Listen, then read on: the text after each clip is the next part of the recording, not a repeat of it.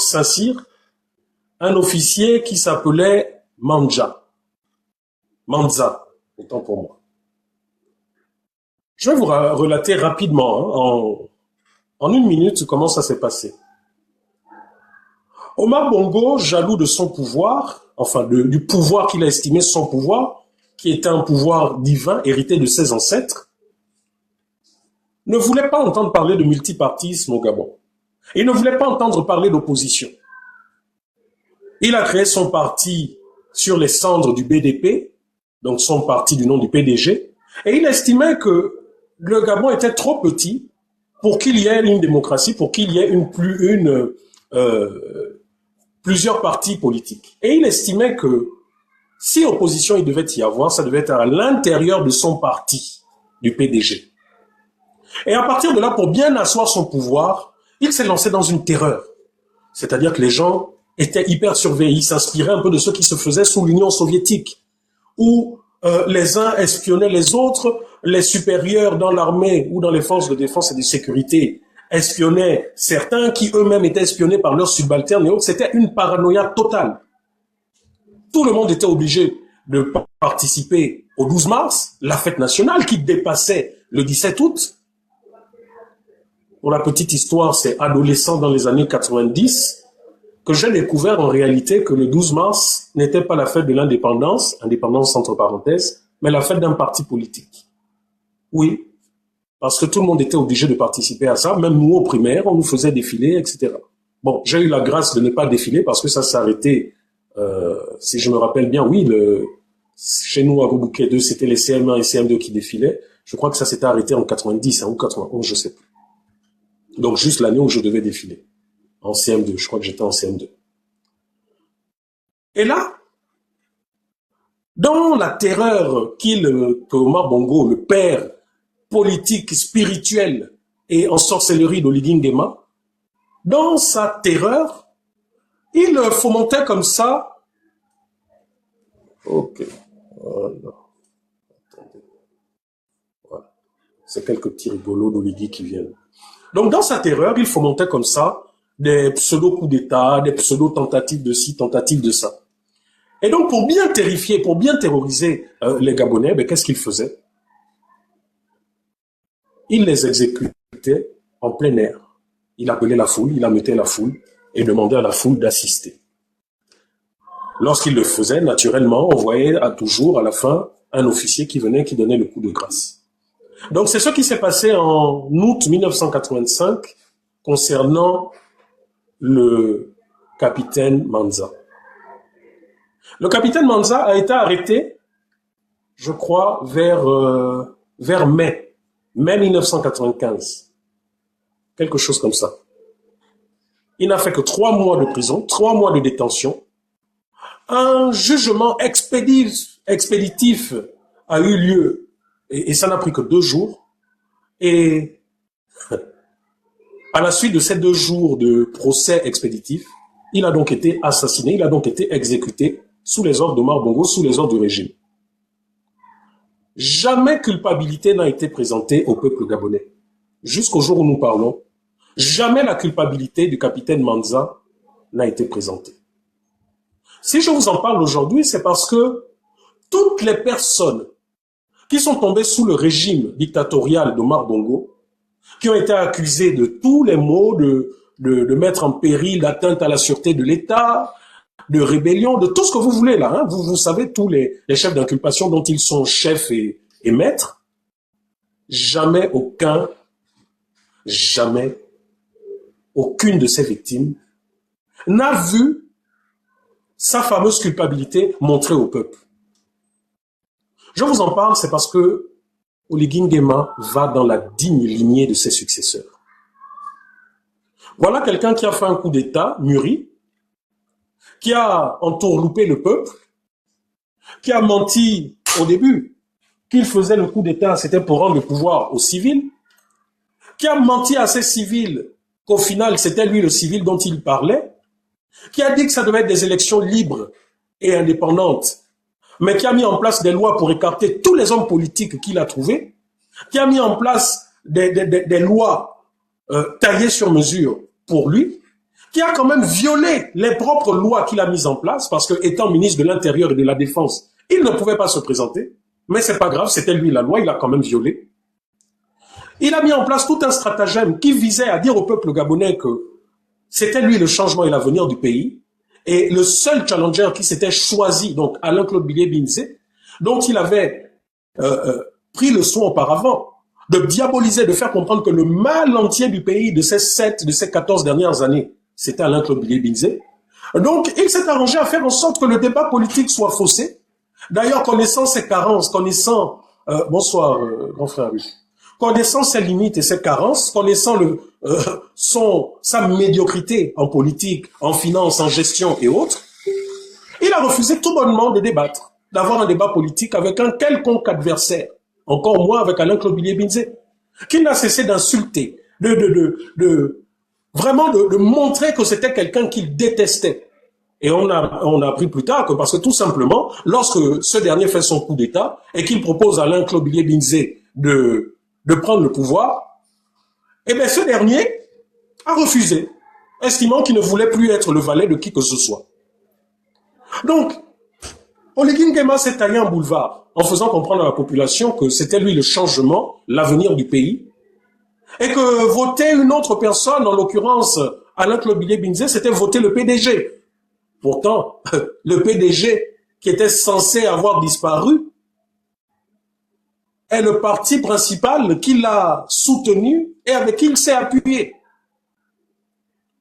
Oligui Nguema est parti de supercherie en supercherie, a fait voter des lois lui donnant des pouvoirs que même Omar Bongo, au temps fort de sa dictature, n'a jamais eu. Oligui Nguema s'est mis dans sa poche tout le monde. Tous ses opposants avides de pouvoir, ses opposants à Ali Bongo et non à la malgouvernance, il les a appelés en leur disant « Revenez à la maison verte, le PDG est de retour ». Tous ces membres de la société civile qui, pareil, ne militaient pas pour les droits de l'homme, mais militaient pour les droits de leur ventre, militaient contre Ali Bongo, eh bien eux aussi sont allés à la mangeoire. Oligui Nguema a comme ça dupé le peuple. Et à partir de là, une fois qu'il avait tout ce qu'il voulait, il a commencé à faire comprendre au peuple gabonais qu'il n'avait de compte à rendre à personne, si ce n'est qu'à lui-même. Il a commencé à se lancer dans des folies de grandeur, un peu comme vous vous rappelez, Ali Bongo à ses débuts. Ne voyant pas les priorités du peuple, il s'est lancé dans ses caprices. Il a commencé à mettre des Gabonais volontairement à la rue, en se cachant, en envoyant ces gens de la société civile, M. Georges Mpaga, Madame, comment elle s'appelle, Daskorim, Madame Aminata, M. Minsa, en les envoyant pour diffamer M. Raymond Donsima, en disant devant toutes les télévisions que le responsable de ces casses, c'était M. Raymond Donsima.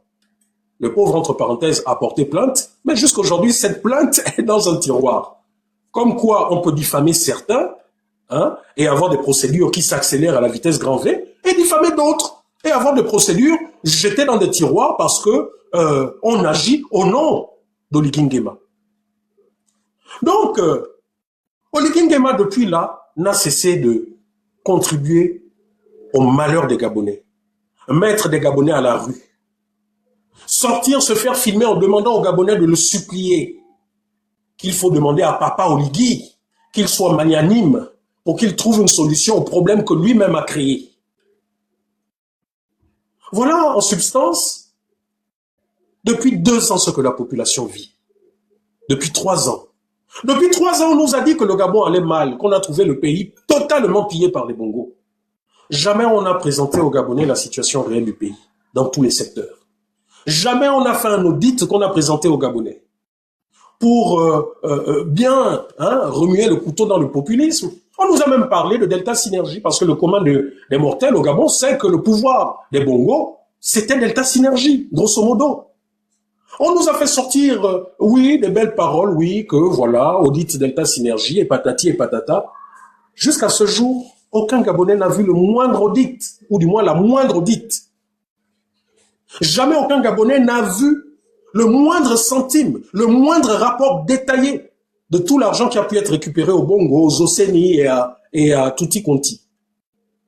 Mais néanmoins, la rhétorique habituelle nous dit qu'on a trouvé un pays exsangue. On a trouvé un pays exsangue Mais on a commencé à enrichir ces femmes. Les premiers décrets, enrichir ces femmes à coups de milliards. Et pendant ce temps, les fonctionnaires ont réduit leur salaire. Comment on réduit leur salaire? Mais en réduisant leur coût de vie. On leur dit oui, il faut que le pays se relève. On instaure de nouvelles taxes. Certains produits augmentent. Lorsque le peuple essaie de grogner, de gronder un peu, on lui dit non, il faut être patient. C'est pas nous qui avons trouvé cette situation. Cependant, ce qu'on ne dit pas au peuple, c'est que 98% de ceux qui dirigent actuellement le pays, eh bien, c'est ceux qui dirigeaient avec Ali, Sylvia, Noureddine et tous les autres, en commençant par Oligui lui-même, qui très tôt a commencé à s'enrichir, à piller les caisses du pays, en s'achetant plusieurs villas aux États-Unis, en étant un immense propriétaire immobilier, en expropriant des terres aux Gabonais, en prenant des terres de force, en créant un empire immobilier que son salaire seul ne peut expliquer. 80% de ceux qui pillaient hier, les Mboranso, les BGFI, eh bien, ce sont les mêmes qui sont demeurés, qui sont revenus au pouvoir avec Oligui Nguema. Exactement les mêmes. Mais dans l'argumentaire, la rhétorique, le marketing du pouvoir, on nous dit non, Salan Klobile Binze, ce sont les bongos, sans jamais rien montrer au peuple gabonais. Et moi, je le dis personnellement, oui. Si on me demande, Rekula, est-ce que tu penses que les bongos ont pillé, sont responsables d'une grande partie de la déchéance du pays? Il n'y a même pas de débat. Je réponds par l'affirmatif, oui. Mais en même temps, quand je réponds comme ça, je veux voir jusqu'où le pays a été pillé. Je veux voir jusqu'où ces gens se sont enrichis. Et je veux voir à quel niveau était notre pays. Voilà pourquoi M. Jean-Gaspard Toutoumaï nous a dit ceci. Il nous a dit que lorsqu'il prenne le pays et qu'il a la dette, le pays est endetté à hauteur de 56%. C'est lui-même qui le dit sur un plateau de télé. Et ensuite, plus rien, silence total, silence radio. Étant aux affaires, il ne pouvait plus parler parce que voilà, parce que étant désormais inféodé à Oligui Nguema et vice-versa. Mais c'est le même qui aujourd'hui vient vous dire que la situation réelle du pays a été cachée aux Gabonais. On dit 3 ans après que la gestion du pays est catastrophique. Le même. Alors, dans ce cas, nous Gabonais, qui refusons d'accepter qu'on se fasse balader comme des chiens en laisse, faisons tourner notre cerveau et demandons des comptes. Nous demandons des comptes à Oligui Nguema parce que contrairement à ce que ce dernier veut faire croire à la population, c'est lui qui est au service du peuple et non pas l'inverse. Et là, les bonnes vieilles habitudes que ce monsieur a toujours utilisées, il les a mis en pratique. Il a commencé à recruter des jeunes pour insulter d'autres jeunes à travers les réseaux sociaux. Il a payé des Gabonais, des étrangers, pour semer la division dans le pays, pour insulter, pour diffamer. Nous avons vu ces jeunes qui sont venus sur la place publique insulter père, mère, enfant, diffamer. Lui-même, Oligui Nguema ne s'est pas gêné, ne s'est pas privé d'insulter ses compatriotes à chacun de ses voyages à l'étranger. À Dakar, en France, à Dubaï. Oligui Nguema ne se gêne pas, ne s'est pas gêné de payer un jeune Libanais qui a grandi au Gabon pour insulter toutes les autorités du pays qui n'allaient pas dans son sens. Là, parce que c'était Oligui Nguema, c'était normal, c'était une très bonne pratique. Je n'ai pas vu ceux qui aujourd'hui s'indignent, nous disent-ils, je ne les ai pas vus s'indigner. Par contre, ce que j'ai vu, ce sont des gens comme Parfait insulter les Gabonais. D'ailleurs, il y a 2-3 jours, il appelait au meurtre et il appelait au viol d'autres compatriotes. Mais là encore, parce qu'il est un bon soldat d'Oligui Nguema, c'est normal.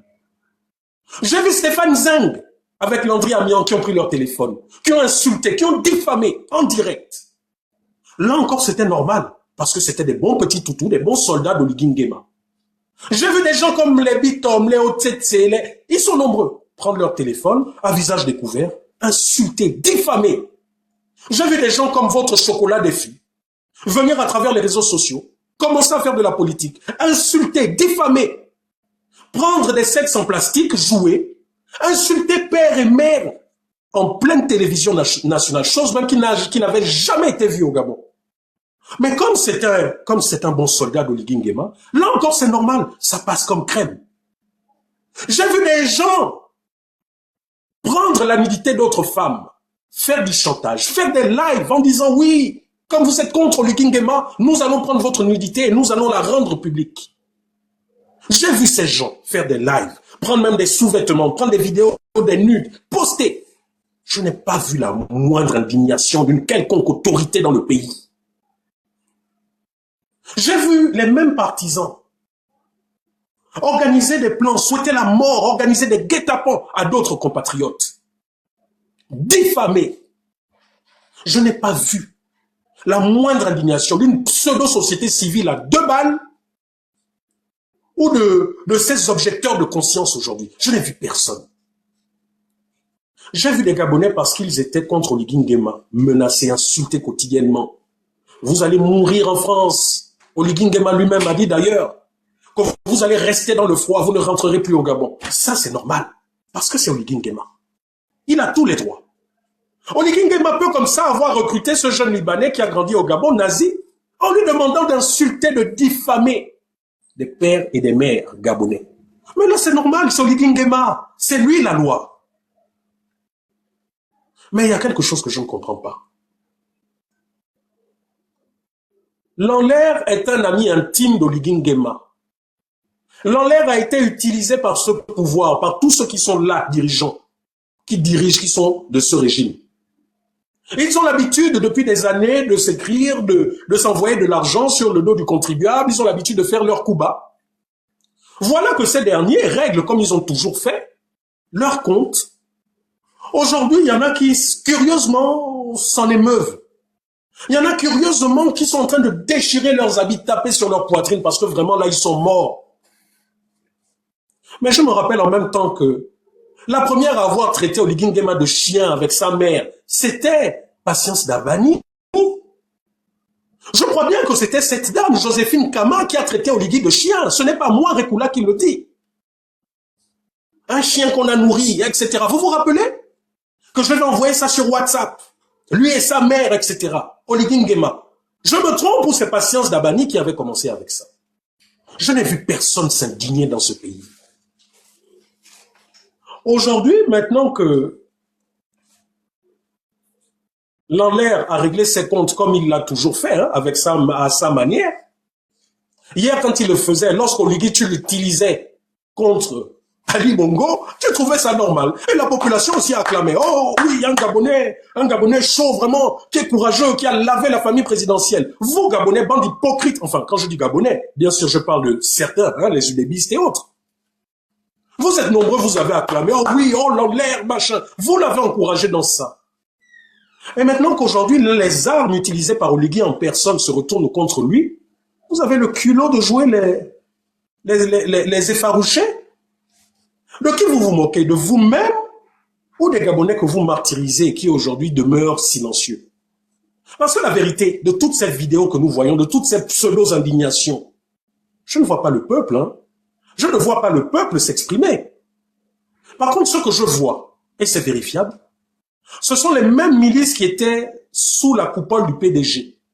Les mêmes milices des voyous du pont d'Akébé. Les mêmes milices entretenues par la Young Team. Les mêmes milices entretenues par les agévistes. Ce sont les mêmes milices qui aujourd'hui nous refont des vidéos genre ils déchirent les habits tellement ils n'en peuvent plus, on a insulté leur père, on a insulté leur Dieu. Mais vous vous foutez de qui en fait? Je vous invite, peuple gabonais, allez-y regarder les vidéos de soutien d'Ali Bongo de 2009, de 2016 et même là de 2023. Allez-y regarder les vidéos et vous verrez que ce sont exactement les mêmes. Exactement les mêmes. Quant au peuple, il demeure silencieux. La majorité silencieuse est là. La majorité silencieuse est toujours menacée par les milices au pouvoir. Et aujourd'hui, avec Oligui Nguema, il ne se cache plus. Vous avez vu, il a organisé les états généraux des Mapan. Vous avez vu comment toutes ces milices des Mapan se sont regroupées derrière lui et comment certains se sont menacés de mort, de se couper à travers des machettes. Vous avez tous vu. Avez-vous vu l'un d'entre eux aller en prison, répondre de ses actes, des menaces de mort en direct? Alors, Oligui Nguema, vous savez, je n'ai pas l'habitude de m'exprimer sur ce que je vais vous dire là. Avant-hier, une source a essayé de m'appeler toute la journée. Je crois que ça a commencé lundi soir. Lundi soir ou dimanche soir, je ne sais plus. Toute la journée. Cette source, rappelez-vous, lors de mon dernier direct, a essayé de m'appeler en direct, avec insistance. Cette source, c'est un zébra. Je ne peux pas vous donner plus de détails. Et cette personne m'a dit, Bernard, tu es en danger. Il y a un commando de 4 hommes qui sont partis du Gabon pour toi. J'ai appelé Princesse, hier soir. Et lorsque je discute avec Princesse, elle me dit, mais j'ai la même information. Sauf que moi, on m'a dit qu'ils sont là depuis plus de 2 jours. Demandez à Princesse si ce que je vous dis est faux. On ne s'était pas appelé de toute la journée. Ni elle, ni Dana, et vice-versa. Mais vous savez, peut-être en fait j'ai un ADN de démon. Parce que plus on me menace, plus c'est là où vous me rendez encore plus malade. Moi, je ne vais pas passer par 4 chemins. S'il m'arrive quoi que ce soit, le premier responsable, c'est Oligui Nguema. Le second responsable, c'est Stéphane Zang, qui un jour a osé mettre mon adresse à Lyon, mon ancienne adresse. Stéphane Zang. Pour quelle raison il avait rendu mon adresse publique? Lui-même, il sait. Et la troisième personne que j'incrimine directement, c'est Christian Alex Romegnondo. Maintenant, moi, je vais te dire ceci à Oligui Nguema, et enregistre bien. Vous n'avez pas besoin qu'on vous manque de respect pour assassiner des gens. Vous n'avez pas besoin qu'on vous manque de respect pour torturer les gens. Germain Ba ne vous a jamais torturé. Vous l'avez éliminé. Simon Yonaba ne vous a jamais insulté. Vous l'avez torturé. Lui et tous ses compagnons. Issani Renjambe ne vous a jamais insulté. Vous l'avez quand même assassiné. Doukagas Ndiengi, idem, vous l'avez assassiné. Ne vous cachez pas derrière des pseudo-insultes. Je suis moi-même le fruit de mes propos. Je dénonçais au Gabon la mauvaise gouvernance. Je montrais les pollutions pétrolières et la complicité du régime de l'époque, du régime du système Bongo PDG. Je n'ai insulté personne. Je mets au défi quiconque de me ressortir une vidéo de moi. Des 4 années que j'ai combattu au Gabon, je vous mets au défi de sortir une vidéo de moi où j'insultais, où j'ai insulté un officiel. Vous ne trouverez aucune vidéo. Ça n'a pas empêché le pouvoir de tenter de m'assassiner 2 fois. La première fois, mon gardien. La deuxième fois, le commando qu'Éric Otete a envoyé. Et la troisième fois, le commando qui était censé m'arrêter ou m'assassiner et dont ils ont voulu maquiller ça. Bon, nous savons tous 3 ans, 4 ans après que c'était une pseudo-plainte de Gamin Yalanzen. Vous pouvez me dire qui j'avais insulté à l'époque? Et vous voyez que ça a réjoui Oligui Nguema. Parce que j'ai refusé d'aller à la mangeoire avec lui. Ça a réjoui Oligui Nguema devant les Gabonais de me diffamer, de se moquer, de dire il y a un Gabonais qui a quitté le Gabon, qui est passé par le Cameroun. En fait, il est tout content de le dire. Mais pourquoi ne l'a-t-il pas dit avant, quand il me faisait les beaux yeux, pour que je le retrouve avec la bande à Fouboula, tous ces mange-mille? Pourquoi n'a-t-il pas sorti tout ça avant de me proposer de participer à son dialogue et de voir qu'au final, je n'ai pas matché à sa marmaille? Et vous verrez que c'est le même procédé pour tous. Tous. Il vous attire, il vous demande de travailler avec lui, et si vous refusez, à partir de là, il commence à vous diffamer, à vous insulter, à payer des gens pour vous salir. C'est le propre des personnes qui n'ont rien en réalité dans leur tête. Et Oligui Nguema a toujours été un exécutant, un bourreau, quelqu'un des basses besognes. Pourquoi lorsqu'on vous le dit, vous voulez nous faire passer pour des insulteurs? Est-ce que je suis en train de diffamer? N'a-t-on pas les nombreux témoignages de ceux-là qui ont été arrêtés sous son opération Scorpion? Les sévices corporels, les tortures, les viols que ces derniers ont subis, c'était pas sous la coupole d'Oligui Nguema? Stéphane Zeng avec ses séries de Scorpions, ne nous parlez pas de ça? Les VAR ne sont-elles pas là aujourd'hui? Alors pourquoi aujourd'hui, lorsque je ressasse tout ça, vous voulez nous faire passer en fait pour des gens qui diffament Oligui Nguema? Aujourd'hui, vous entendez, grâce à certains audios que Nazi avait fait fuiter, lorsque lui aussi, dans un mangement, dans sa gourmandise, a voulu qu'Oligui paye lourdement son silence. Vous-même, vous entendez Oligui Nguema qui demande à ce qu'on insulte Alain Claude Bilye-Binzé.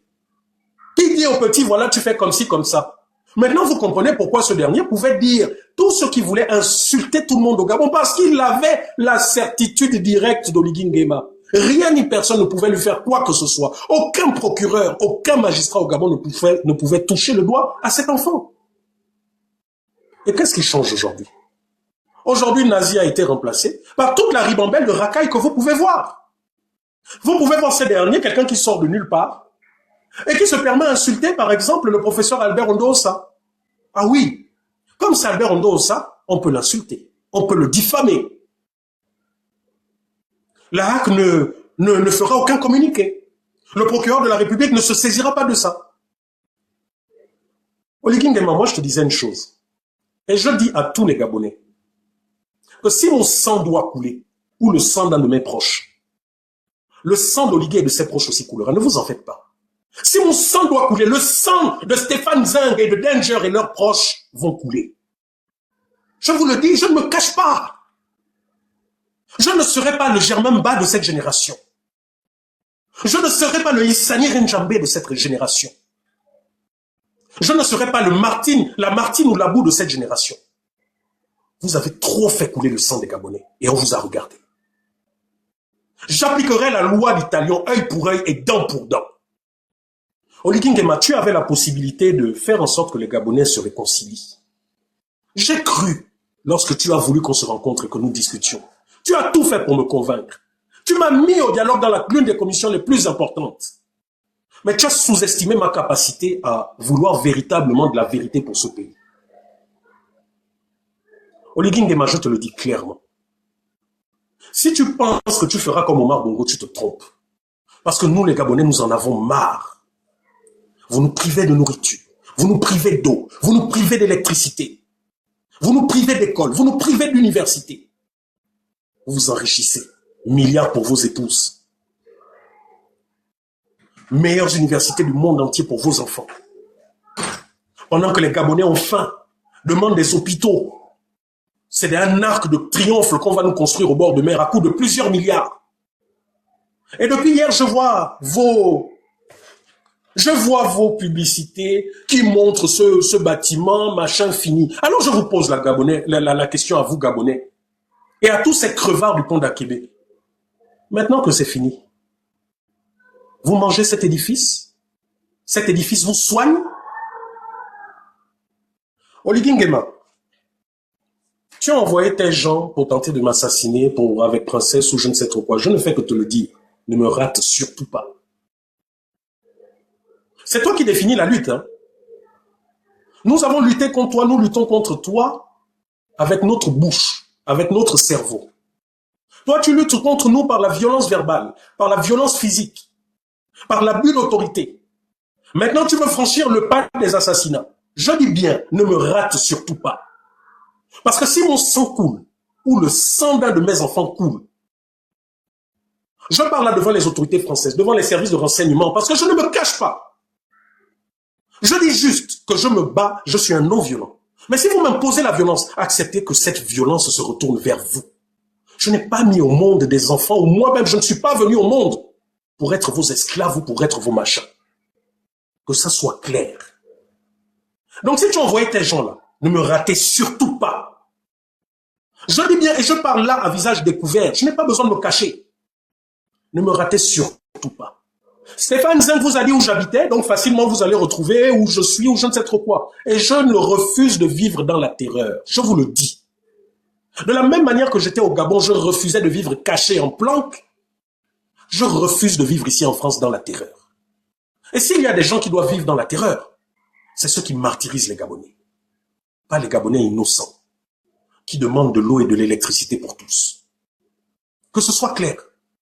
Oligui Nguema, le Gabon ne t'appartient pas plus qu'à moi. Tu n'as pas plus de droits sur ce pays que ne l'ont tous les 2 millions de Gabonais. Retiens-le. Hein. Et tu n'es pas plus violent qu'une autre personne. La violence ne s'apprend nulle part dans une université. Retiens-le.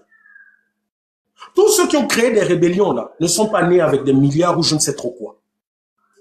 Donc si aujourd'hui, pour te débarrasser de nous, tu estimes qu'il faut franchir le cap physique, tu estimes qu'il faut maintenant passer aux assassinats, ne t'arrête surtout pas et ne me rate surtout pas. Parce que moi, tu ne m'influences pas. Je te le dis. Tu ne m'influences pas. Je suis quand même dépassé de voir que depuis 2 jours, on voit toute une ribambelle de rigolos qui allument sa caméra, même ceux qui n'ont jamais allumé leur caméra de leur vie pour combattre pour le Gabon. Ce sont ceux-là qui veulent donner des leçons de morale. Vous n'arrivez pas à donner des leçons de morale à ceux qui pillent à Ouyima. Vous n'arrivez pas à demander à Oligui de mettre en prison tous ces bandits. Et c'est à nous que vous voulez donner des leçons de morale. Mais pire encore, chers Gabonais, je ne sais pas si vous vous êtes rendu compte aujourd'hui que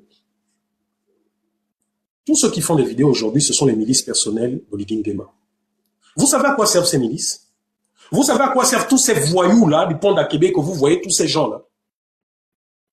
Ce sont eux qui sèment la terreur lorsque les Gabonais veulent faire des manifestations. Ce sont eux qui vont kidnapper. Ce sont eux qui permettent et qui aident les crimes rituels. C'est tous ces voyous que vous voyez. Beaucoup d'entre eux n'ont plus rien à perdre parce que leur sort est lié aux dirigeants actuels. Il faudrait bien que vous le reteniez. Tous ces voyous que vous voyez sortir, là, qui sont, pour beaucoup, qui étaient là avec Omar.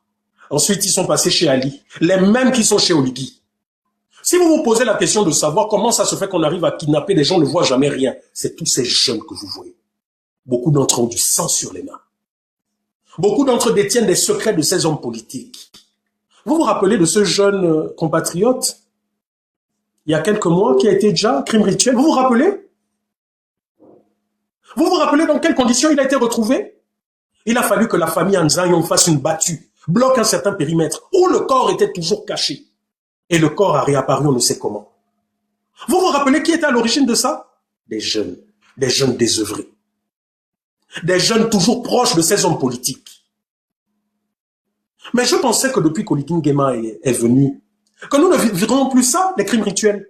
Mais posez-vous la question, comment ça se fait que, maintenant que ce monsieur a tous les pouvoirs, lui qui était chef du service de renseignement, qui sait tout, pourquoi vous ne vous posez pas la question de savoir pourquoi jusqu'à présent, il n'y a jamais eu quelqu'un qui a été traduit en justice pour des faits de crimes rituels et autres? Vous ne vous posez pas la question?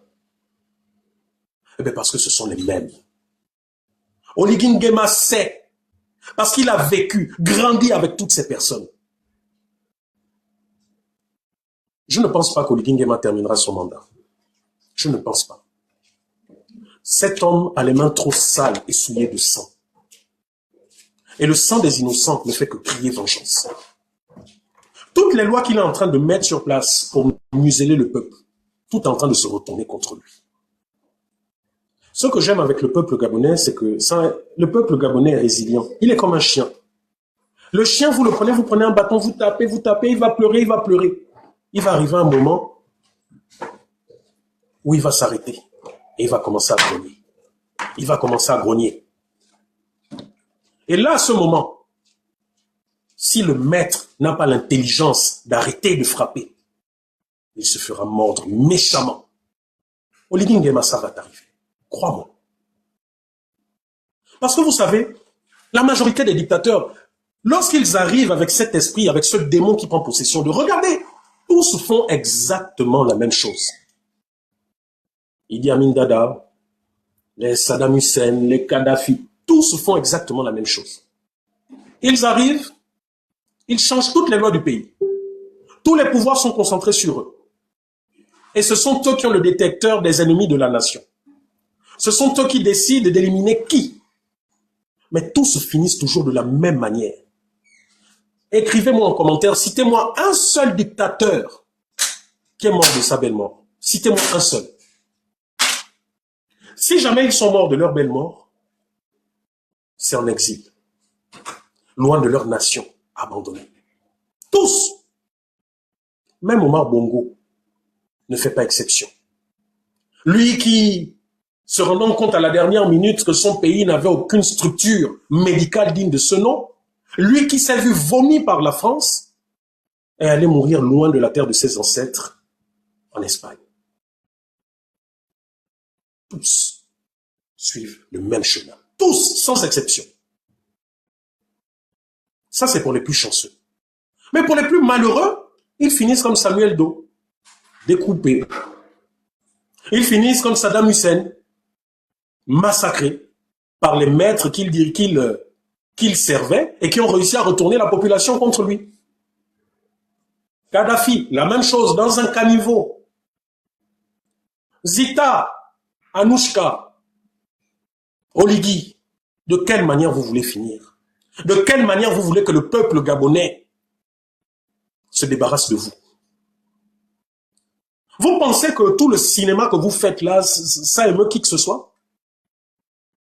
Vous organisez, vous faites des banderoles, vous prenez la tête de qui vous voulez, vous mettez, depuis que vous faites ça.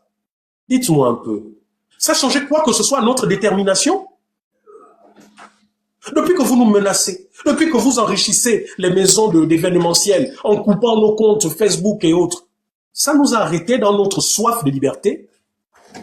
Oui, vous prendrez peut-être 2 ou 3, souvent par cupidité ou je ne sais trop quoi. Mais à chaque fois que 1 ou 2 ou 3 ou 4 ou 10 tomberont, 20 autres combattants de la liberté se mettront debout. Vous avez commencé à assassiner depuis les années 60. Les combattants de la liberté se sont arrêtés. Oligui Nguema, ceux-là qui te conseillent en te faisant croire que tu es fort, sont en train de creuser ta tombe et la tombe de tes proches. Retiens et enregistre cette vidéo.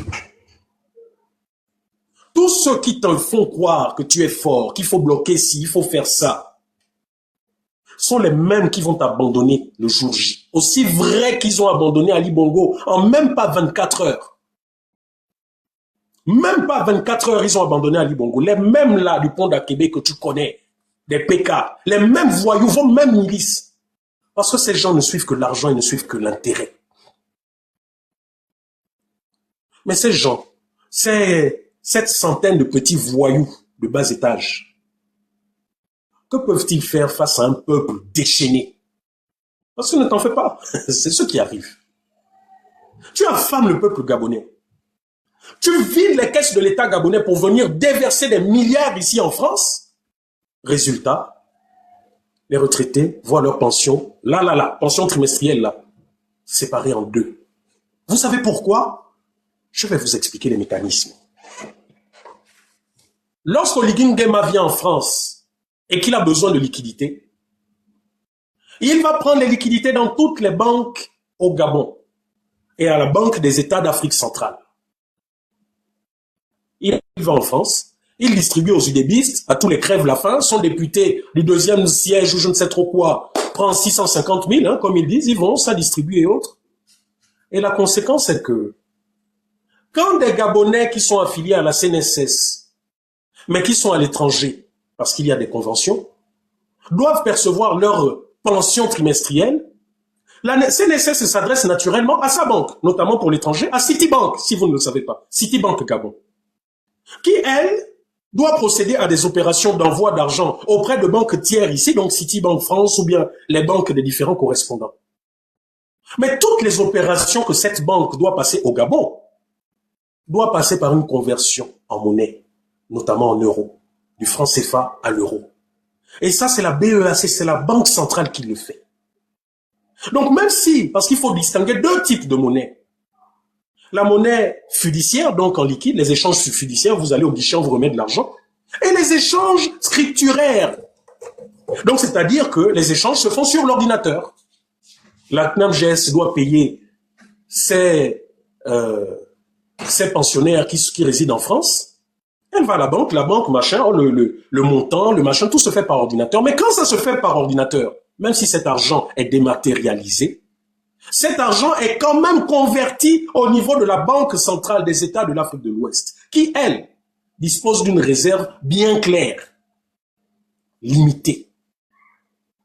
Ce qui fait que si cette réserve ne permet pas à Citibank d'envoyer la totalité de l'argent qu'elle doit envoyer, si Citibank devait envoyer 10 millions, je donne un exemple, 10 millions d'euros, la banque lui dit non, nous n'avons pas assez d'argent, d'euros, donc vous n'allez pouvoir envoyer que 5 millions. Et là, la banque, la CNSS est obligée de rationaliser et les usagers, voient leur pension coupée en deux, sans explication, à cause de Oligui Nguema. Vous qui êtes ici en France, qui avez bien rempli vos ventres avec cet argent, soyez fiers de vous. Vous qui dites, oh, les activistes de la faim, nous la dizaine, parce que dans vos pancartes, vous avez mis que 5, 2, 3 personnes. Voilà ce que vous venez de commettre. Vous encouragez la malgouvernance. Vous appauvrissez les Gabonais. Combien de retraités m'ont fait part de ça? Ceux-là qui attendaient cet argent depuis 3 mois pour payer ci, pour payer ça, étant à la retraite, aider encore leurs parents, leurs enfants, les filles mères, les enfants et autres, mais qui aujourd'hui ne peuvent pas le faire. Parce que la CNSS a saucissonné leur pension qu'ils attendaient depuis 3 mois. Et parce que je viens sur la place publique le dire, Oligui Nguema, tu veux me menacer de mort? Tu veux tout faire, faire des guet-apens, nous rapatrier de force, nous amener au Gabon par la force? Parce que tu estimes que le Gabon, c'est ta propriété. Tu estimes que l'argent qui sort du sous-sol gabonais, c'est pour toi, c'est pour Zita, c'est pour Anouchka, et personne ne doit rien te dire. Mais Oligui, tu sais, je pense que tu dois, je disais ça à Ali, de s'imprégner un peu de l'histoire des Duvalier à Haïti. Papa Doc et Baby Doc. Tu as vu comment Ali pensait qu'il allait pouvoir faire mieux que son père et rester là s'éterniser. Tu as vu comment il est parti, hein? Parce qu'Oligui, ce n'est pas toi qui fais partir Oligui. C'est la pression que le peuple, que les activistes, les lanceurs d'alerte ont mis sur Ali. C'est la pression qu'ils ont mis sur Ali depuis 2009, 2016. C'est ça qui lui fait faire avoir son AVC. Tout ce que vous avez pu faire, vous tous là, les blas, les machins, vous tous, c'est parce que Ali a eu son AVC. Ali n'aurait pas eu son AVC, vous seriez toujours là, sabote comme des petits chiens en train de faire ce qu'il voulait. Donc Oligui, ce pouvoir-là, c'est nous qui avons fragilisé Ali, c'est nous qui avons rendu Ali infréquentable de partout en France, partout. C'est nous qui avons rendu la Young Team infréquentable. Et toi, tu n'es venu que recueillir le fruit qui était déjà mûr. Voilà ce que tu as fait. Et c'est parce que tu connais véritablement la force des lanceurs d'alerte que tu fais une fixation sur nous. Que tu as créé des lois sur mesure depuis plusieurs mois pour préparer ton coup. Tu as créé des lois qui font de nous des gens qui peuvent être déchus de leur nationalité pour actes subversifs. Tu t'es gardé de bien préciser c'est quoi un acte subversif parce que seul toi définis ce que tu veux définir. Excusez-moi, c'est le puzzle de TikTok. Seul toi, Oligui, définis ce que tu veux définir. Mais nous t'avons dit ceci. Prends nos passeports, déchire-les. Ça va changer le fait que nous sommes des Gabonais, que nous demeurerons des Gabonais jusqu'à la fin de nos jours. Mais tu nous fais déjà vivre comme des Gabonais qui ont été déchus. Le simple fait de nous avoir menacés, de nous avoir privés de notre pays, mais tu nous as déjà enlevé notre nationalité. Vous avez empêché à des Gabonais d'avoir ne fût-ce que des cartes consulaires, des passeports, des cartes d'identité. Moi-même, mon permis de conduire, vous me l'avez interdit. Donc aujourd'hui, que tu fasses une loi par décret machin, je retire la nationalité gabonaise à Rekula, tu penses que ça va me faire quoi? Tu penses que ça va m'empêcher de continuer mon combat? La même nationalité qu'on retire, c'est la même nationalité que d'autres qui viendront derrière toi vont la remettre, même à titre posthume, si tu ne le sais pas. Oligui Nguema, nous écrivons l'histoire de ce pays. Et nous montrons que tu es un vaurien, un chef de milice, un chef de gang. Que tu es dans la droite lignée de tous ceux qui ont pillé le pays. Voilà pourquoi tu n'oses pas t'attaquer aux gens comme Ohima et à tous les autres. Association des voyous et des voleurs. Voilà ce que tu es en réalité. Un voyou. Parce que quelqu'un qui paye des Gabonais désœuvrés pour insulter, pour diffamer, c'est un voyou. Et ils sont où aujourd'hui les grands moralisateurs? Mon grand frère Chambrier, où tu es? Et tous les autres, les Paulette Missambo, vous êtes où?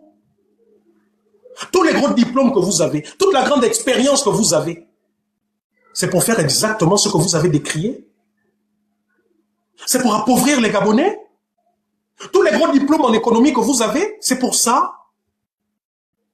L'histoire retiendra que sous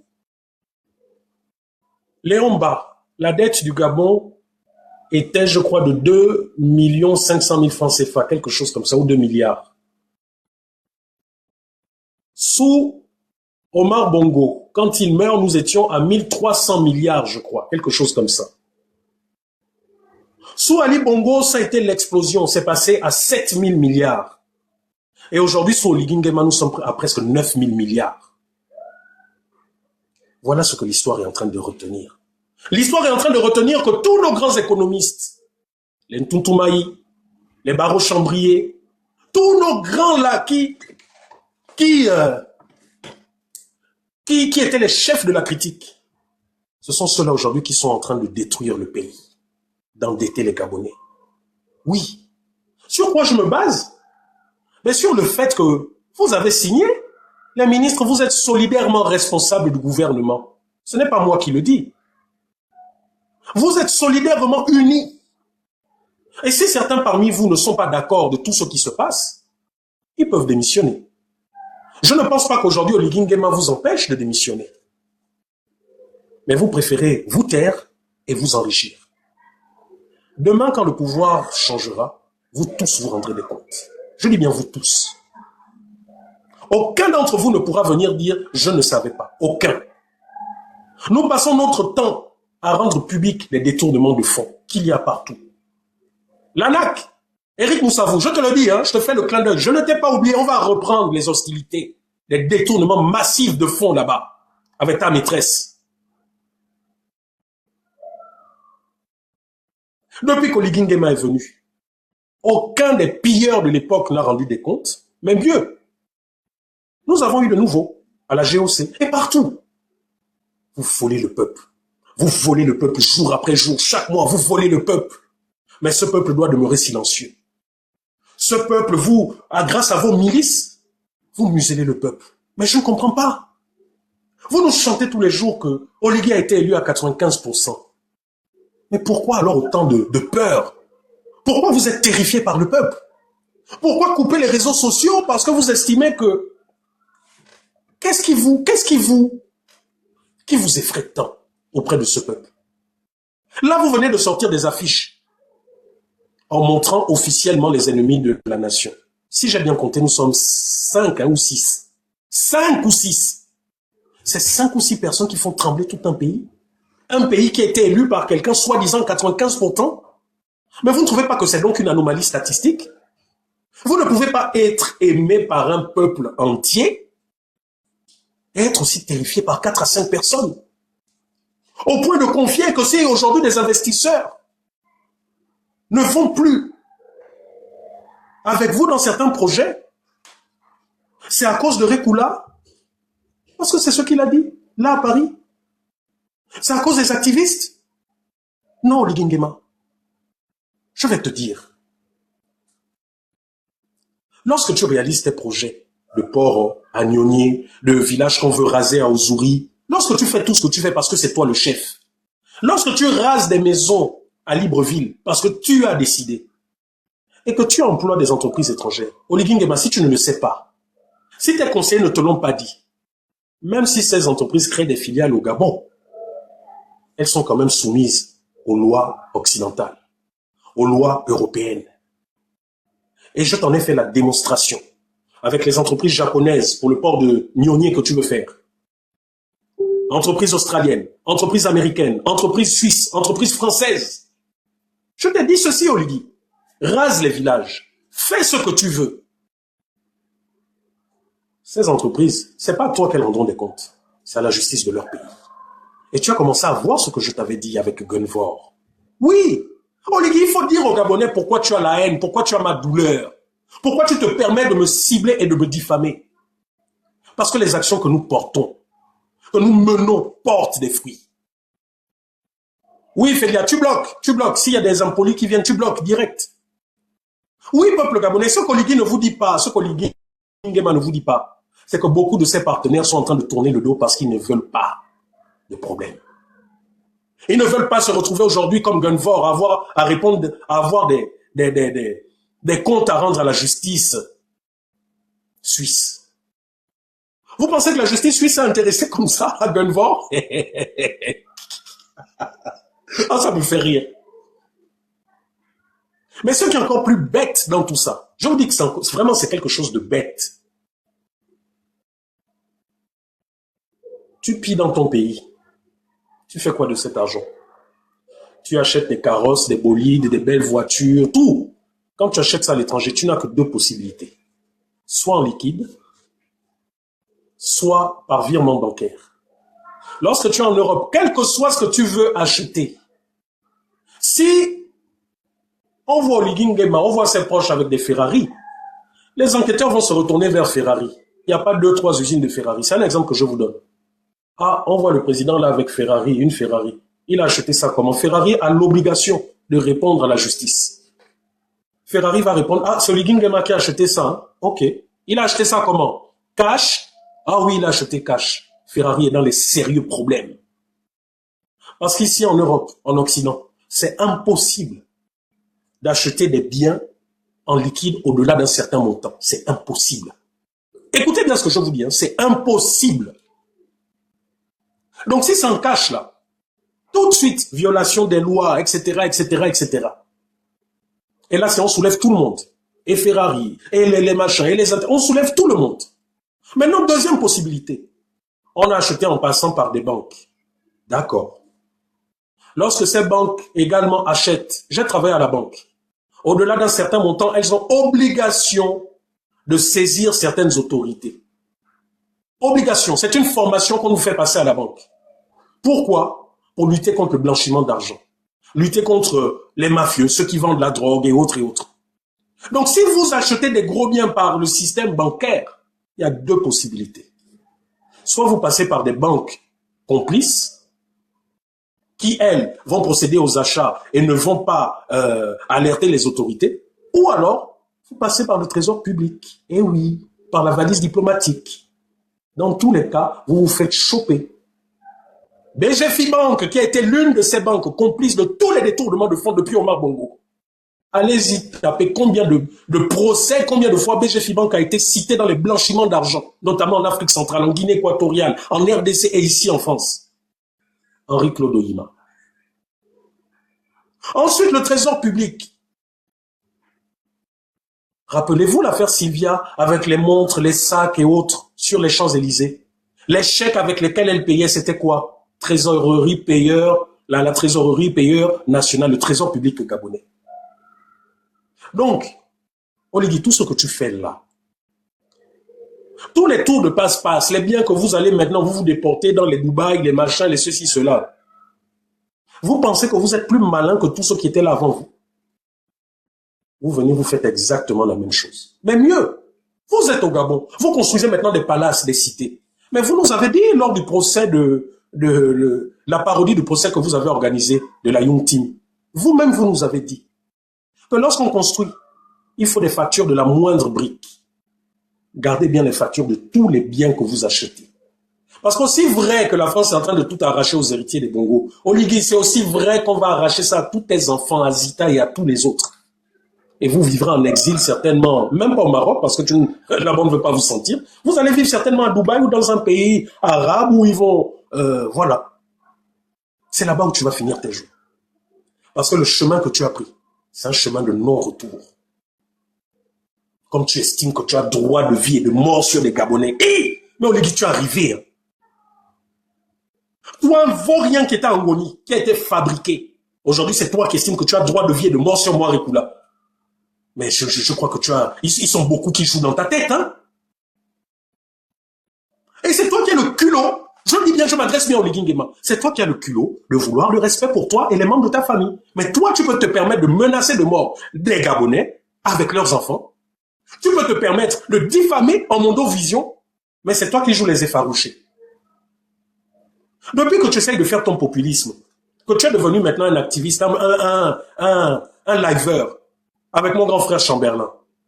Mais tu vois combien même ça, là, tu n'arrives pas, combien de fois tu es médiocre, combien de fois tu montres ta maladresse, combien de fois tu humilies d'autres Gabonais. Tu pousses un maire, on dirait ta chose. Oh, mais lui, on peut le changer, hein. Tu menaces en direct. C'est où qu'on t'a dit que le maire est sous ta responsabilité directe, que toi, tu peux mener un maire, nommer un maire. C'est-à-dire que depuis que tu es au pouvoir, même le B.A.B.A., tu ne l'as pas. Parce que justement, tu n'es pas à ta place. Oligui Nguema, tu n'es pas à ta place. Voilà pourquoi toi-même tu anticipes. Et qu'au cours d'un de tes lives, comme tu es devenu maintenant un liveur, toi-même tu as dit qu'après ta soi-disant machin, tu iras en exil. Oui, parce que tu sais ce que tu fais. Quelqu'un qui n'a rien à se reprocher, qui a le cœur pur, n'anticipe pas dans la négation. Jerry Rawlings n'a pas eu besoin d'aller en exil, hein, pourtant il a même fait 2 coups d'État.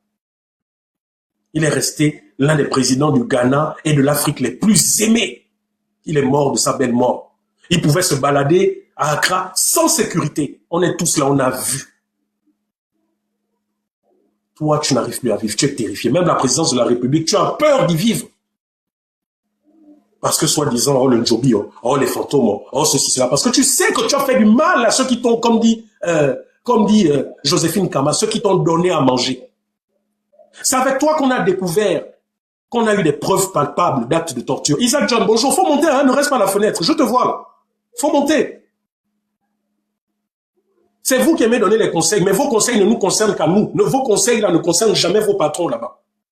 Mon grand frère Isaac, faut monter. Ne reste pas à la fenêtre. Les Gabonais ont faim. Oligui, aujourd'hui, il est dans un délire de construction de présidence de la République. Mon Dieu. On dirait Ali qui dépensait des milliards pour faire venir des danseuses brésiliennes. Oligui a fait venir des gens qui viennent danser dénudés. On fait croire aux Gabonais que ce sont des spécialistes de l'IA. Non. Ce sont des influenceuses qui dansent quasiment nues. Et qui on prend toujours pour ça? Ben, son homme des basses besognes, Danger. Au passage, j'ai encore vu aujourd'hui, hein, vidéo de Danger, vidéo de Yannick Ndomba. Dites-moi un peu, ceux-là sont quoi en fait? Dans leur dispositif, là, ils sont quoi? Ils représentent quoi?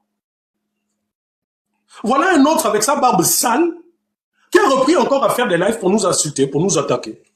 Moi, si on m'embête, j'appelle mon petit frère. J'appelle mon petit frère, c'est lui qui va taper. Apprends d'abord à parler correctement sans postillonner à tout va.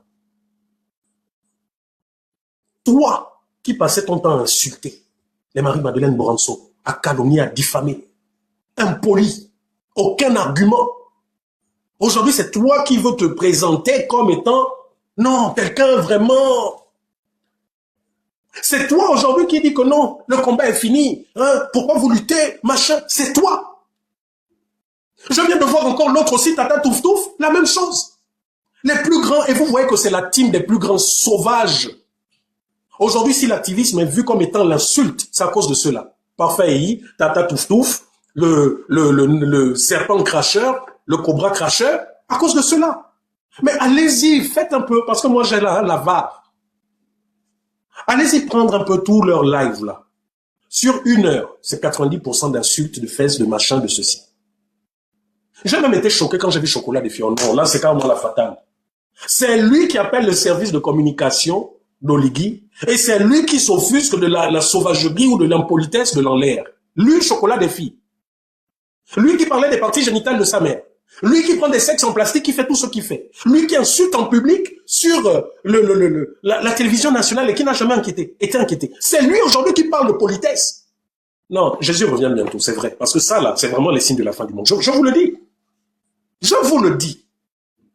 C'est le jour où on voit Satan qui s'habille, qui dit que non, ce dimanche-là, je vais à l'église, je vais prier le Seigneur. C'est que c'est vraiment la fin du monde.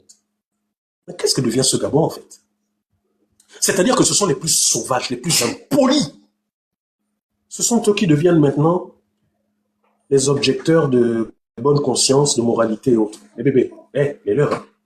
Dites au revoir à vos amis, il est l'heure. Il est quelle heure? Il est 22h déjà. Ok, il est à la douche. Il fait chaud. Ce sont eux aujourd'hui qui osent prendre leur... Non, je vous dis que c'est C'est extraordinaire. Hein. C'est extraordinaire ce que nous voyons actuellement. Vous avez la team impolie, la team des diffameurs. Ce sont eux qui viennent nous parler de loi, des textes de loi. Ce sont eux qui ont le culot de venir nous dire « Oh non, il faut rentrer au pays, il faut apporter votre pierre à l'édifice. » Vous apportez quelle pierre à l'édifice? Vous n'êtes rien. Vous existez que grâce à l'argent et au poste qu'Oligui vous a donné. Sans ça, vous êtes quoi? Que vous avez fait quoi dans votre vie? Vous pouvez témoigner face à moi, vous tous autant que vous êtes là. Que ça soit Stéphane Zin, que ça soit Ndomba, que ça soit Parfait.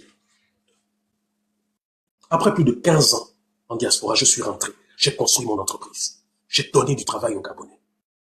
J'ai des déclarations d'impôts minimum annuelles. Première année, premiers 6 mois, 5 millions.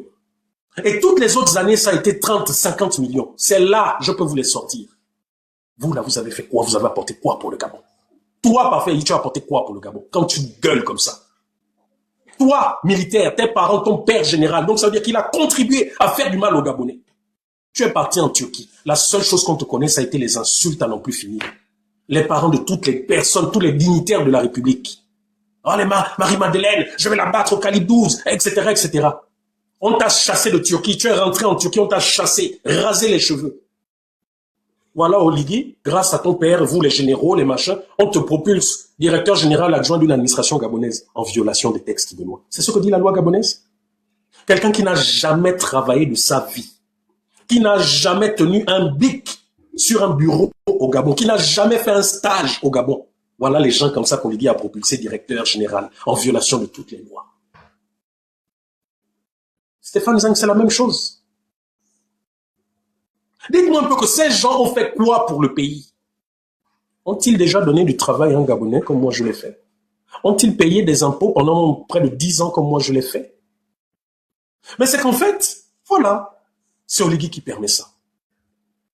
Pour que Stéphane Zang sur Édifice commun se permette, l'année dernière, de rendre public mon adresse. Dans quel but? C'est pourquoi? C'est pour qu'Oligui envoie ses barbouzes m'assassiner. Mais de la même manière que tu rends mon adresse publique, c'est de la même manière que je rendrai l'adresse publique de là où est ta femme et tes enfants. Et devant la justice gabonaise, vous et même français, je dirais voilà ce qu'il a fait, voilà ce que je fais. En fait, vous pensez que vous avez le monopole de certaines actions, quoi. Vous qui avez organisé des groupuscules terreau. Vous qui avez, soi-disant dans votre lutte, tenté d'assassiner ou de mutiler les proches d'Oligui. Vous êtes des gens, en réalité, vous n'avez aucun idéal. Votre seul idéal, c'est la faim. Et vous pensez que vous me faites peur? Vous ne savez pas que pour quelqu'un de déterminé, la prison et même la mort font partie du parcours du combattant?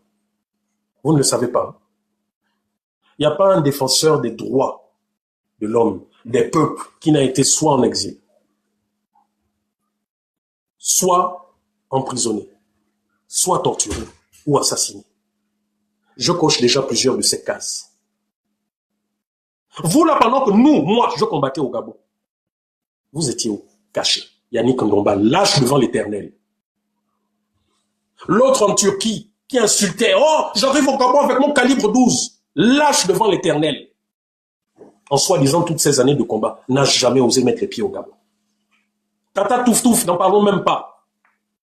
Maintenant que vous êtes entré au Gabon, on a vu l'autre. Ah, voilà, les policiers font ci, font ça. Fallait encore faire ta bouche quand t'as mis en prison, là, non? Ah, je vais voir. Ah, c'est moi, Tata Touf, machin. Direction prison. L'autre là-bas, ah non, nous les gens, le voilà qui a pleuré parce qu'il était à l'hôpital avec sa fille. Il n'y avait pas de soins ou il n'y avait pas de je ne sais trop quoi. Vous vous rappelez? Parfait, il qui ouvre la gueule aujourd'hui, là. Tu ne t'es pas retrouvé au milieu de la nuit, à l'hôpital, et puis finalement, on ne pouvait pas soigner ta fille. Tu as pris ton téléphone, tu l'as allumé, pourquoi? Puisque les réseaux sociaux, ce n'est pas le tribunal et autres, non? Vous voyez un peu toute cette petite racaille aujourd'hui qui veulent donner soi-disant des leçons de vie. Ce qui me dérange dans tout ça, c'est pas le fait qu'ils aient décidé de retrouver Oligui. Non, moi, ça ne me dérange pas. Je vous le dis, honnêtement, c'est parce que ça ne me dérange pas que parmi nous, qu'il y en ait qui aient décidé d'être avec Oligui ou pas. Ça ne me dérange pas. Parce que moi, je suis un démocrate. Il faut l'accepter. Si demain le pouvoir change, qu'Oligui est balayé, il faudrait que les nouveaux dirigeants acceptent qu'il y ait une divergence. Mais ce qui me dérange avec ces gens, c'est parce que maintenant qu'ils sont au pouvoir, ils ont décrété que c'est fini. Il ne doit pas avoir d'opposition. C'est fini, tout va bien. Qu'il faut être si. C'est ça qui me dérange avec ces gens. Quand vous entendez Yannick Ndomba parler, vous avez l'impression qu'en fait, voilà quelqu'un qui a sacrifié toute sa vie. Et puis maintenant, il a réussi son combat.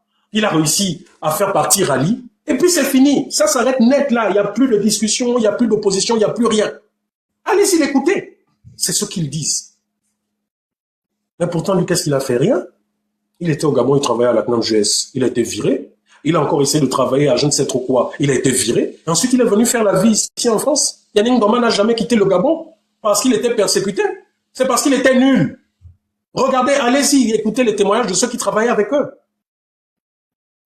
Parfait, il n'a jamais quitté le Gabon parce qu'il était persécuté. Il est parti parce que ses parents généraux ou quoi l'ont envoyé en Turquie. Stéphane Zeng, pareil. Vous voulez parler aux gens comme moi qui ont été à l'étranger depuis longtemps, qui sont rentrés construire le pays et qui ont été contraints de quitter ce pays par la mauvaise gouvernance? Vous voulez me faire la leçon de morale? Je vous dis, c'est en réalité, c'est Internet qui fait en sorte que des cancres comme ça puissent ouvrir leur bouche. Mais le pire, c'est que quand vous êtes en face, ces gens-là ferment la bouche. Quand vous êtes en face de ces gens ferment la bouche. Parce qu'ils se rendent compte que la réalité virtuelle de Facebook est différente de la réalité quand tu as la personne en face. La dernière fois, vous avez vu Ragnar, qui était la bouche fermée comme un enfant. Et c'est après, le soir, il rentre, ou 2 jours après, j'étais, machin, j'ai vu Rekula avec son gros ventre. Fallait me dire sa séance tenante. Et le gros ventre, là, tu allais voir ce qu'il allait te faire. Et je vous le dis, un jour, on arrivera peut-être là. Pour que vous compreniez que la lutte doit être une lutte des idées. Mais si vous voulez franchir la barrière par les menaces physiques et autres, peut-être qu'il faille qu'on fasse comme avant, on se met dans un coin, on se tape bien propre, chacun saura maintenant ses limites, et ensuite on va reprendre. Moi je vous ai dit, ceux avec qui je m'entends le mieux, des amis d'enfance et des amis avec qui je me suis bien tapé. Je vous dis qu'il y a des bagarres là, vous vous tapez bien, personne ne vous sépare. C'est que vous-même vous sentez que bon, c'est bon, là c'est bon. Et quand vous sortez de là, vous vous respectez tellement les deux que c'est une amitié sincère et durable. Il faut peut-être qu'on en arrive là. Puisque vous pensez que vous avez le monopole de la menace. Puisque vous pensez que vous avez le monopole de l'intimidation. Quand je vois ce rigolo de celui qui veut persécuter Dana au Canada là-bas, tu penses que tu intimides qui? Quand je vois Stéphane Zeng qui vient intimider, les plaintes ceci. Mais tu penses que la justice française, c'est la justice du Gabon? Viens mon ami. Tu étais surpris de savoir, de voir et d'écouter les dossiers que nous avions? Viens. De la même manière qu'Oligui Nguema était étonné lorsqu'il est venu, de voir comment les députés et autres l'ont accueilli, de voir comment les hommes politiques ici nous reconnaissent avec Dana, avec Princesse et les autres, comme des combattants. C'est ça qui fait mal à Oligui. C'est ça qui fait mal.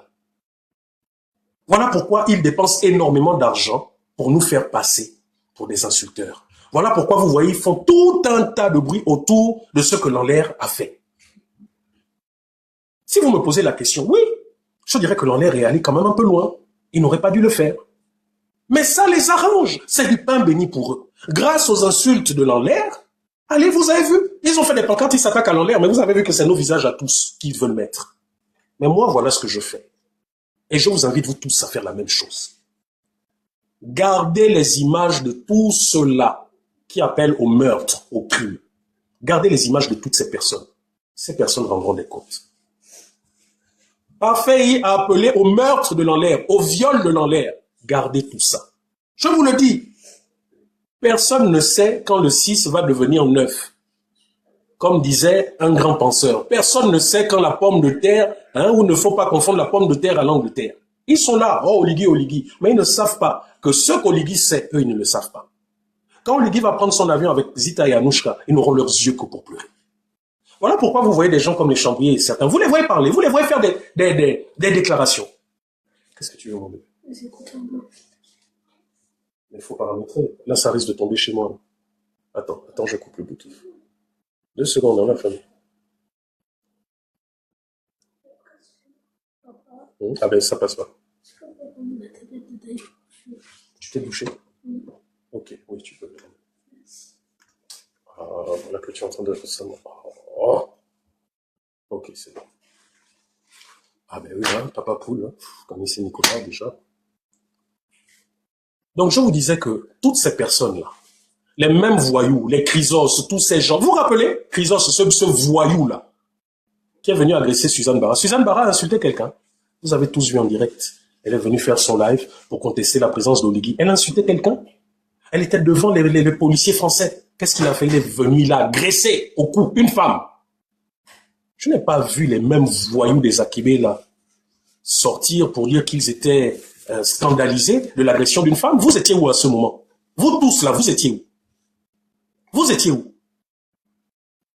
Vous étiez où? Dites-moi un peu.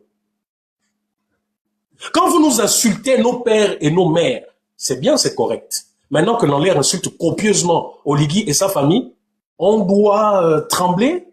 La famille d'Oligui, c'est quoi? C'est la famille du Gabon. Ses parents ont été élus par les Gabonais. Oligui n'a pas de frère, n'a pas d'enfant. Eux-mêmes ne peuvent pas prendre leur téléphone pour se plaindre, ou ils ne peuvent pas venir porter plainte en l'air. Mais vous allez continuer d'être des lèche-bottes à vie comme ça jusqu'à quand? Pour des miettes, 20, 30 000, que Danger donne aux Calichiennes et à toute la bande. Je vous dis, hein, à chaque fois que vous venez sur mes lives et mes publications, je capture, je prends les photos, je prends le maximum d'informations sur vous. J'enregistre, après je vous bloque. J'ai un livre déjà épais comme ça. J'imprime à chaque fois les pages. J'imprime à chaque fois, je mets. Je vous le dis, le moment venu, vous êtes plein. Vous êtes nombreux le moment venu là. Parce que quand le pouvoir va changer, contrairement à Oligui, puisqu'Oligui ne veut pas de paix, quand le pouvoir va changer, tous ceux qui auront détourné rendront des comptes à la justice. Tous ceux qui auront menacé au nom d'eux rendront des comptes à la justice. Tous ceux qui auront assassiné rendront des comptes à la justice. Oui. Parce qu'Oligui avait la possibilité de faire en sorte que les Gabonais se parlent. Il avait la possibilité de faire en sorte d'organiser véritablement des assises, un vrai dialogue national, une vraie conférence nationale. Les Gabonais se seraient pardonnés. Mais qu'est-ce qu'il a fait? Il a fait croire aux Gabonais que c'était un vrai coup d'État. Parce qu'il ne voulait pas tout simplement que sa belle-sœur et son beau-fils, hein, Sylvia Noureddine, dirigent le pays. Il avait commencé par écarter Frédéric Bongo, qui était une menace sérieuse pour lui. Il a écarté l'autre, comment il s'appelle, celui qui est en Chine, là, c'est Mvaou, hein, comment il s'appelle? Le gars clair métis, là. Je crois que c'est Mvaou. Non, pas Mvaou.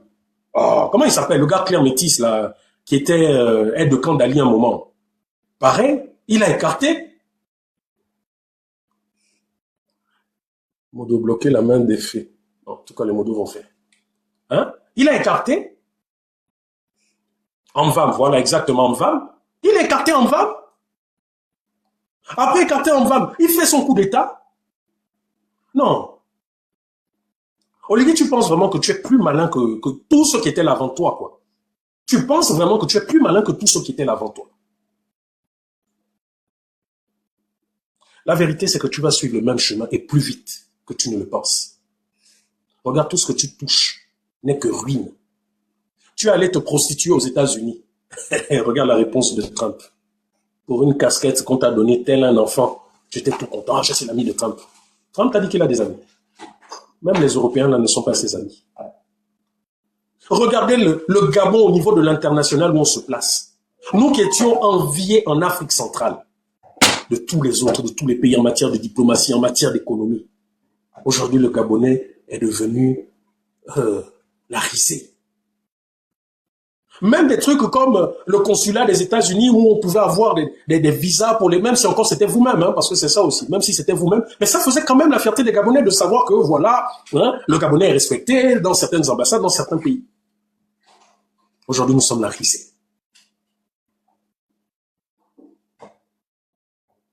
C'est à cause de qui? Toi qui me demandes c'est à cause de qui?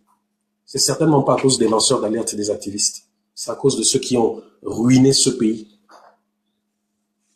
Donc, Oligui et tous ceux qui sont là. Je vous disais tout à l'heure avant d'être coupé, parce que ça me revient.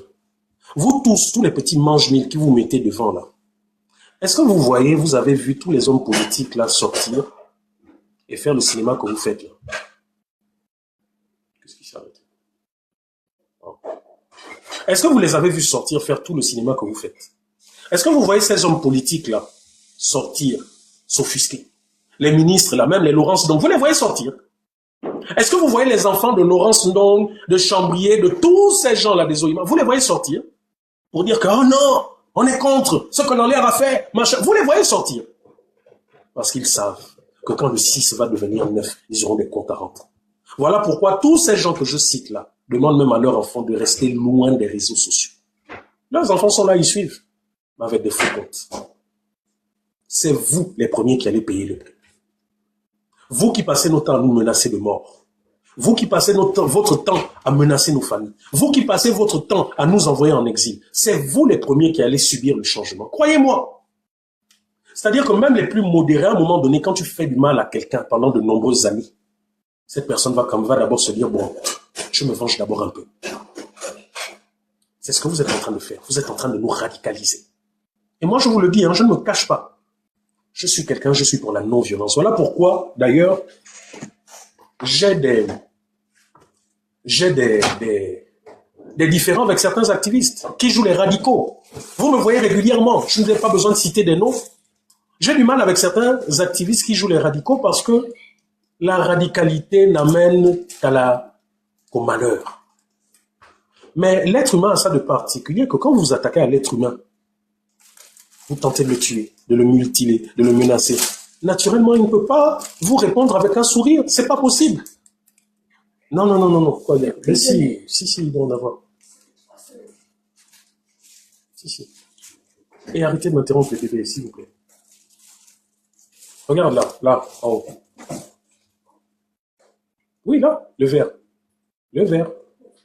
Oui, le sachet vert en haut. Oui.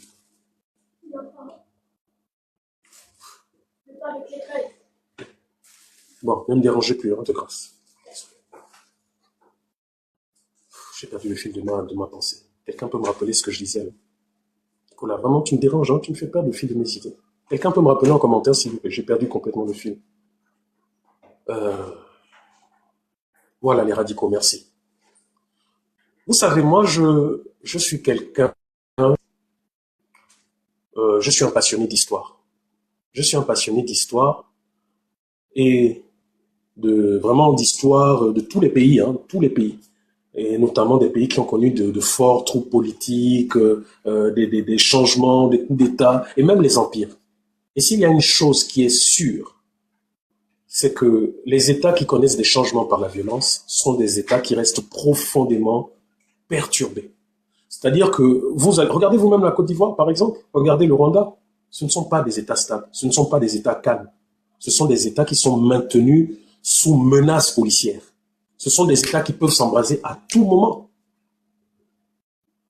Et j'en viens à la conclusion que plutôt que les choses changent par des révolutions sanglantes, il faudrait que les choses changent soit par la prise de conscience des hommes politiques, un peu comme l'ont fait les Sud-Africains. Les Blancs avaient tous les pouvoirs, hein, ils pouvaient commettre des massacres et autres. Mais ils se sont dit à un moment donné, si nous continuons comme ça va vraiment être le bain de sang. Donc je suis de ceux-là qui estiment qu'il faut amener ceux qui veulent détenir le pouvoir absolument par la force, à les amener à une position où ils doivent comprendre que la force n'amènera que des bains de sang. Et donc il est mieux soit de partir par la grande porte, soit de faire la paix avec le peuple. Et c'est ce que j'avais dit à Oligui. Et c'est ce qu'Oligui a voulu me faire croire. Qu'après son dialogue, il devait véritablement utiliser le pouvoir militaire pour faire la paix dans le pays. Donc voilà pourquoi, lorsque j'ai vu toute cette mamaille, j'ai dit non, ce n'est pas possible. Ce n'est pas possible. Bon, après les idiots, hein, vous savez, laissez-les dans leur propagande. Vous savez, Oligui, c'est la même démarche. Hein. Tout ce qu'il prend, oh viens, je veux discuter avec toi, oh viens, je veux. Quand tu refuses, c'est lui-même qui commence à sortir des histoires. Rappelez-vous Andosa, la fameuse histoire avec plusieurs milliards. Jamais on n'a apporté la moindre preuve. C'est Oligui lui-même. Vous avez vu les photos. Tous ceux qui racontent que Oligui a donné des milliards à Andosa, c'est Oligui lui-même qui fait exactement la même chose à chaque fois. Il demande à voir Rekula pour discuter des choses du pétrole. Rekula s'en va. Il me propose, après m'avoir bien dragué, d'aller à son dialogue, je pars. À la fin de son dialogue, je me rends compte que tout ce qu'on a fait ne ressemble à rien à ce qu'il a présenté. Je rends public, du jour au lendemain, je deviens le corrompu. Je deviens celui qui est parti prendre l'argent chez lui. Je deviens celui qui voulait devenir directeur général d'Assala, alors qu'à l'époque, Assala, ok. Alors qu'à l'époque, Assala n'était même pas encore racheté. C'est-à-dire que même dans son mensonge, il oublie que son mensonge ne correspond même pas avec la réalité. C'est ça souvent les menteurs. Ils sortent un truc, mais ils ne se rendent même pas compte que, ah ben tiens, c'est pas cohérent, etc. Bref. Donc c'est ce à quoi je pense. Je pense qu'Oligui Nguema, révolution de palais ou pas, son rôle était de faire partir Ali, Noureddine et autres sans effusion de sang et de faire en sorte que ce pays soit dirigé véritablement par des hommes politiques, qu'il y ait un renouvellement de la classe politique, que tous ceux qui avaient du sang sur les mains ou autres restent. Mais il a refusé. Il a ramené exactement tous les fossoyeurs de la République, tous ceux qui ont détruit le pays, tous ceux qui ont commis des crimes rituels. Il les a tous ramenés. Et quel a été le résultat? En moins de 3 ans, la dette du Gabon a explosé. Donc il peut toujours s'en prendre à nous. Mais ce n'est pas Rekula, ni Princesse, ni Dana, ni tous les autres, ni Mwanga. Ce ne sont pas nous qui allons demander de l'argent tous les jours sur les marchés internationaux. Ce ne sont pas nous, c'est pas nous qui faisons en sorte que la dette publique aujourd'hui soit à près de plus de 80%. Ce n'est pas nous. Ce n'est pas nous qui aurons du mal à payer le salaire des militaires et des fonctionnaires. Ce n'est pas nous. Ce n'est pas nous aujourd'hui qui empêchons les retraités d'avoir leur argent. Alors comment on peut faire croire ou tenter, vraiment, plus c'est gros, plus ils pensent que ça va passer, comment peut-on tenter de faire croire au peuple gabonais que le mal du pays, ce sont des activistes? Vous comprenez pourquoi ces gens vous bloquent l'accès à l'école. Vous comprenez pourquoi ces gens ne vous construisent pas des universités.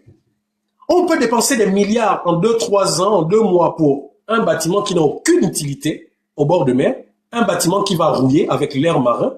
On peut faire ça rapidement, mais on ne peut pas vous construire des universités. Non, on ne peut pas vous le faire. Tout simplement parce que... Mais mon frère, tu me dis je n'aurais rien. Je t'ai dit que je demandais quelque chose. Ma vie est déjà belle, était belle sans tes gens. Voilà, Zimbabwe. Ciao, ciao.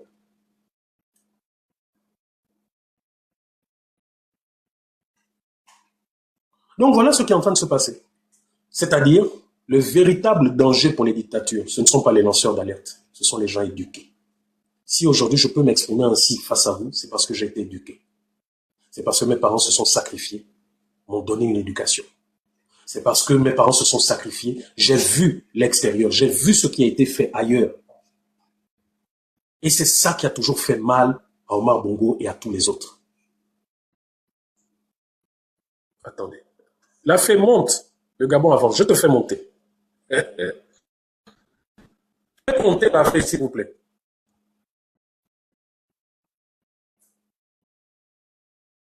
La fée monte, je t'envoie une invitation, tu peux monter. Accepte l'invitation et monte. Viens nous dire comment le Gabon avance. Ça va être très intéressant.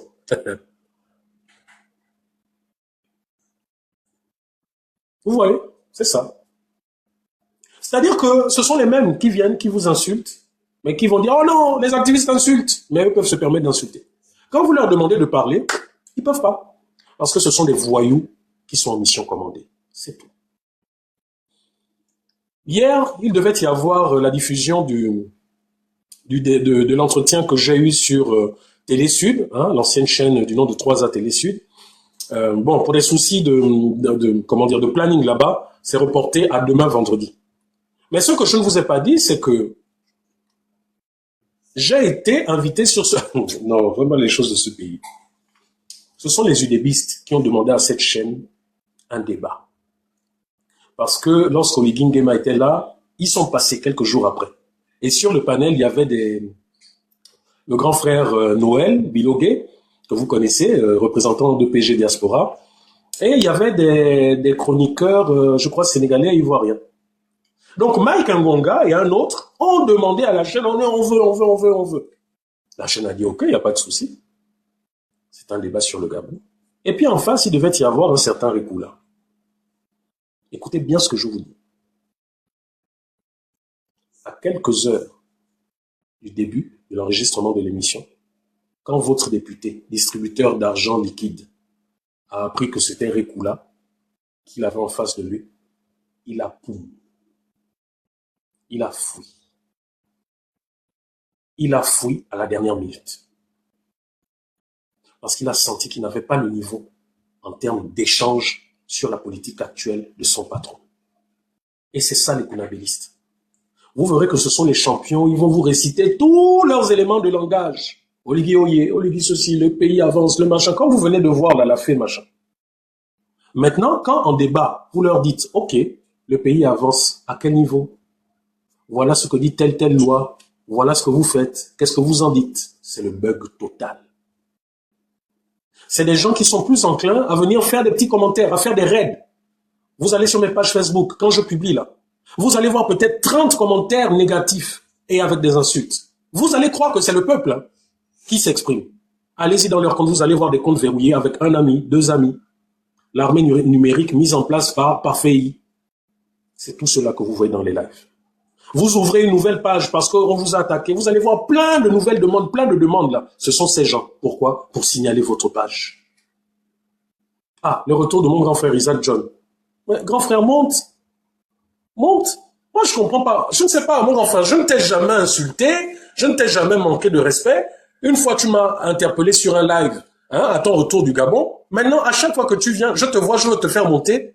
Tu fouilles, tu ne réponds pas. C'est comment? On n'a pas de problème, mon grand frère Isaac. Hein? Je ne t'ai jamais bloqué, mais je ne sais pas, monte. Monte. La famille, faites monter le grand frère Isaac, s'il vous plaît. Moi, je veux échanger. Hein? Je veux échanger avec vous. Les modos, s'il vous plaît, faites monter le grand frère Isaac. Lancez-lui la demande d'amis. Moi, je ne comprends pas. Je me suis lancé dans une démarche où je dis, nous faisons des lives, nous sommes toujours seuls, etc. Ça serait bien, désormais, qu'en face, que nous ayons des gens qui font la politique d'Oligui Nguema, des UDBistes ou des PDGistes. Certains qui se disent radicaux. Je parle là, par exemple, de Thibaut Adjatis, qui m'est tombé dessus. Oh Bernard, comment tu peux faire ci? Comment tu peux donner la visibilité à Toutou Maï, machin? C'est lui qui a enfermé, Okumba, etc. Je dis à Thibaut, non, hein, Thibaut, moi je ne donne aucune visibilité. Ces gens-là ont déjà leur visibilité. Ils n'ont pas besoin de moi pour une quelconque visibilité. Mais je suis dans une démarche où je veux entendre certaines choses de la bouche de ces Gabonais. Si quand tu demandes à quelqu'un, un Toutou Maï, à monsieur Toutou Maï, si le Gabon va bien, s'il te répond que oui, tout va bien, mais le peuple gabonais voit ça de sa bouche, non? Où est le mal à ça? Moi, c'est seulement ça que je veux. Je veux que ces gens, sur des questions bien précises, nous donnent leur part de vérité, c'est tout. Maintenant, s'ils me mentent, c'est pas à moi qu'ils mentent. Quand on demande à monsieur Toutou Maï, oh, est-ce que vous estimez que la politique actuelle, surtout des emprunts, des machins, est bonne? Il prend son courage à deux mains, il dit non, c'est pas bon. Que s'il n'y avait que moi, on ferait les choses différemment, etc. C'est mauvais. C'est de la même manière qu'il nous a dit que lui ne veut plus entendre parler et qu'il ne parlera plus des morts de 2016. Bon, vous les radicaux là, radicaux derrière vos téléphones et uniquement dans vos maisons, dans vos chambres. C'est en étant radicaux que vous aurez cette preuve visuelle que le peuple a. Parce qu'aujourd'hui, c'est quelqu'un qui est du pouvoir, qui était hier dans la société civile et dans l'opposition, qui nous dit que certains qui sont venus là, qui nous parlaient de 500 morts, que c'était faux, qu'il n'y a pas des centaines, mais qu'il y a eu des dizaines. Donc aujourd'hui, au moins, on est sûr qu'il y a eu plus de morts que ce que le peuple a montré. Maintenant, la question, il faut poursuivre. Pourquoi vous ne faites pas d'enquête concernant ces dizaines de morts? Donc, c'est-à-dire 20-30, ils sont où? Ils sont enterrés où? Et il n'y a pas de commission justice, droit et vérité. Donc, si nous avons ces révélations, alors, nous sommes en droit de demander au ministre de la Justice pourquoi depuis il n'y a pas d'enquête. Puisqu'il y a crime, il y a bavure militaire, pourquoi il n'y a pas d'enquête? C'est de ça dont il s'agit. Par moment, il faut utiliser les cerveaux plutôt que la passion. Vous comprenez? Voilà pourquoi dans le Gabon de demain, nous allons demander à ces responsables de nous expliquer pourquoi c'est la GR qui a lancé un assaut au QG de Jean-Ping, alors que textuellement, il n'y a aucun texte de loi. Mais mon grand frère Isaac, c'est comment tu sors, tu viens, tu sors, tu viens. Dès que je lance la demande, tu repars. Ah, Facebook, TikTok. Dès que tu viens, on te voit. Bref. Donc, demain, nous allons demander à ces différents responsables, au ministre de la Justice, de la Défense et autres, de nous expliquer, vous tous, pourquoi c'est la GR qui a lancé l'assaut au QG de Ping? Si vous dites que c'était des voyous qui étaient là-bas, pourquoi c'est pas la police? Pourquoi c'est pas la gendarmerie? Toutes les preuves sont là. Filmées, officielles, c'est là. Bon. Maintenant, aujourd'hui, M. Tutumaï nous dit qu'il y a eu des dizaines de morts, 20, 30, 40 morts. Mais à l'époque, officiellement, le gouvernement de l'époque nous a dit qu'il n'y a eu que 10 morts. Les 20, 30 là sont où? L'inspection générale des polices, s'il y a eu bavure, quel est le rapport? J'espère qu'ils vont nous sortir tous ces rapports. Qu'ils vont nous sortir tous ces documents. Maintenant, quand je vous demande ça, où sont les insultes? Est-ce que vous voyez des gens de la société civile, Fumboula aujourd'hui, qui ouvre sa bouche là pour dire « Oh ». Vous l'entendez encore parler de ça? Non. C'est fini ça. Jean-Gaspard Tutumaï lui-même a dit « Oh non, lui ne parle plus de ça. Il préfère la posture. Il a trop souffert, machin, il a payé le prix, donc aujourd'hui c'est fini tout ça. » Et les victimes sont là, abandonnées à elles-mêmes. Voilà la vérité. La famille, je vais vous laisser. Tout a été dit. Sauf si Pis ou quelqu'un veut monter, juste pour 30 minutes maxi, et on se laisse. Oligui, tu veux m'assassiner? Vas-y, hein. Félia, tu veux monter? Je vois une demande. Je vois, bon, je vois des demandes au hasard. Là, il est minuit pile. On arrête à minuit 23. La la la la la la la la la la la. Tu pues des